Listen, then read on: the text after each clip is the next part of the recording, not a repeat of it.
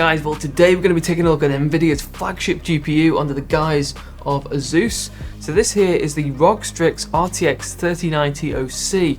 As far as the 3090 goes, this one here, this model is one of the fastest of its kind. The Strix 3090 OC features a factory overclock which takes that GPU clock boost right up to 1890 MHz. As well as that, we have the renowned max contact thermal solution which adopts a triple fan design which should hopefully keep this beast nice and cool. Now you'll be fully aware that we're currently having stock issues with the RTX 30 series, but this card here should be available to buy soon at a cost of around $1,800 in the US, at $1,700 in the UK, and then $3,400 in Australia.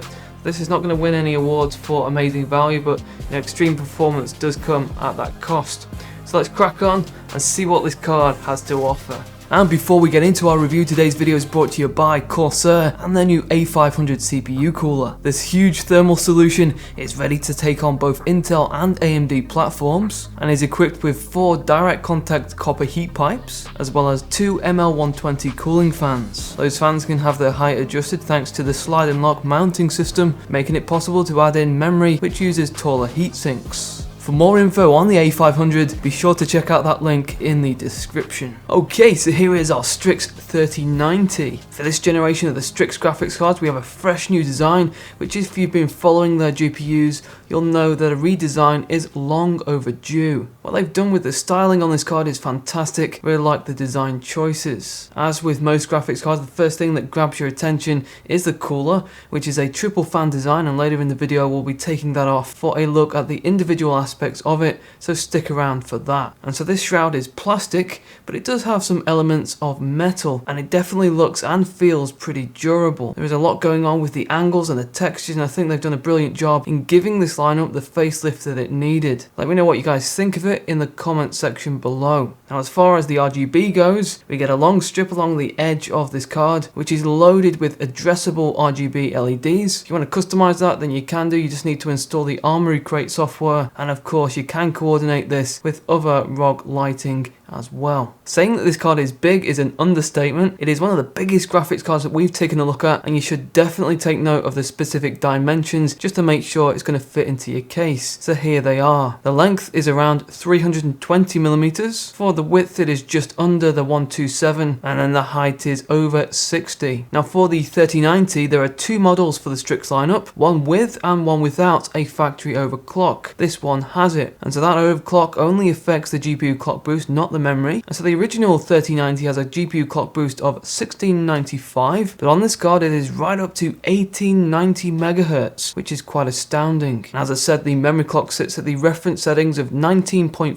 gigabits. We get a whopping 24 gig of GDDR6X, and that has a 384-bit bus. And a few other things just to note: this card uses the PCI Express 4 standard. It comes with 10,496 CUDA cores, has the DirectX 12 support, along with Vulkan 1.2 and OpenGL 4.6. Now in terms of your computer case, this card is a double slotter, but it's also going to drift into a third PCI Express lane on your board. And on the back panel we have 3 DisplayPort 1.4s. Those can give you the 8K at 60, and we also have 2 HDMI 2.1 ports, and that new standard allows you to tap into 4K at 120Hz and 8K at 60, as you have plenty of options there for multi-display. By now you'll know all about how power hungry the RTX 30 series is, and this card here is no exception. This card has a whopping triple 8-pin connector lineup, and it is recommended to have an 850 watt power supply. In our web review, this thing pulled over 500 watts just on its own, and ASUS has given the power connectors the usual LEDs to let you know if power isn't correctly being fed in, whether that is because of a receipt or insufficient power. And at the other end of the card we have the possibility to use SLI using the NVLink connector. Turning to the back of the card, we have a metal backplate which protects that PCB, and it provides some firmness. We get a pocket of ventilation towards the tail end of the card, which should help to push out that unwanted heat. And on the back here we also get the dual BIOS switch, allowing you to choose between performance or quiet mode. Quiet mode adjusts that fan curve, and you can pretty much enjoy less noise by switching to that. And tucked away at the end of the PCB we have these 2 PWM fan connector headers, and so with this you can attach case fans directly to the GPU GPU and tune the curve to that GPU temperature. And so that's a good thing to have and handy if you're lacking those fan headers on your motherboard. Okay, well, we've taken the cooler off our Strix card, and so what we have are those triple fans, which are the Axial Tech fans. They've been modified for this generation with more blades on the center fan there. It spins in the opposite direction to the others, which spin anti-clockwise, and this reduces the turbulence. Those are 90mm. They have the 0 decibel technology, meaning they're going to stop spinning when idle. And for the heatsink, we have the return of the max contact design, though it is a bit different to what we saw with the tough RTX 3080 thermal design. It is, however, still a huge unit, which is effectively a twin heatsink configuration, which provides VRM coverage. Be sure to stick around to the end of the video and we'll see how effective this cooler really is. Having the heatsink removed means we can also get a good view of that design of the board, and the Strix model here features an 18-phase power design for the GPU and then another 4 just for that memory. And across the board we have the inclusion of Super Alloy Power 2 components, which cover the chokes, the caps and the power stages. And the driving force behind the 3090 is the second GPU under this new Ampere architecture, the GA102. Based on the spec of the GPU and the memory configuration, it'll come as no surprise that this card is destined for 4K and above. And if you check out our web review in the description, you can clearly see that at the lower resolutions, you may as well save your money and get the 3080. And so with that rundown out of the way, let's now check out the performance of this 3090 against the 2080 Ti using a Zotac model with a factory overclock. And instead of just sticking up some graphs and talking about them, we're going to show you actual performance side by side. And for this, we'll go with 4K and a maximum detail preset in each game. We'll be using the very latest drivers from Nvidia and using a game capture card to reduce any frame rate interference. We'll also have GPU-Z there running in the background to pick up on that max temperature, and the result for that will come at the end.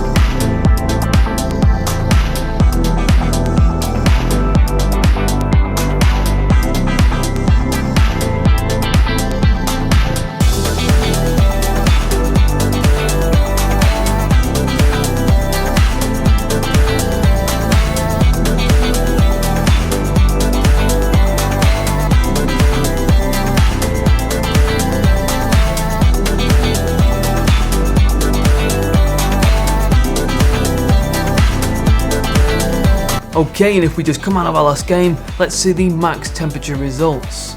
And there we have it.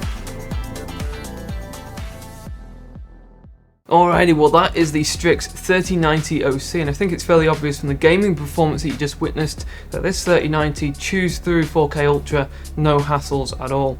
You know, it enters that territory which was previously unoccupied by the 2080 Ti, and that really is where the 3090 excels, where it's comfortable and what it's intended for. So if you're gaming at 1080, 1440, higher refresh, you're probably going to be better off going with a 3080 just to save a bit of cash. 3090 kind of pushes ahead when you adopt a resolution of 4K and above with all the eye candy and perhaps a higher refresh. As far as what the ROG team has done with this Strix card here, it features that long overdue facelift which we feel they've done a great job of. It looks stylish, and with that max contact cooler, it performs as you would typically expect with those low temperatures and low noise. So this is one of the fastest 3090s currently on the market, and to include all the features and to have that GPU clock boost at 1890, they've had to add in that third PCI Express which bumps it up another 150 watts. So it goes without saying that this is a power hungry card. You're going to need to make sure that you've got at least an 850 watt power supply, and of course factor in that sheer size as well. So what do you guys think of what ROG has done here? And you know, are you guys planning to move to a 3080 or a 3090 when those stores finally have stock? It'd be great to hear some discussion in the comments. We will be doing a web review on this card, completely different set of game benchmarks, resolutions and comparison to other cards. The link for that will be on screen and in the description. Thanks for taking time out of your day to watch today, guys. Please subscribe for more content just like this, and I'll catch you guys in the next one.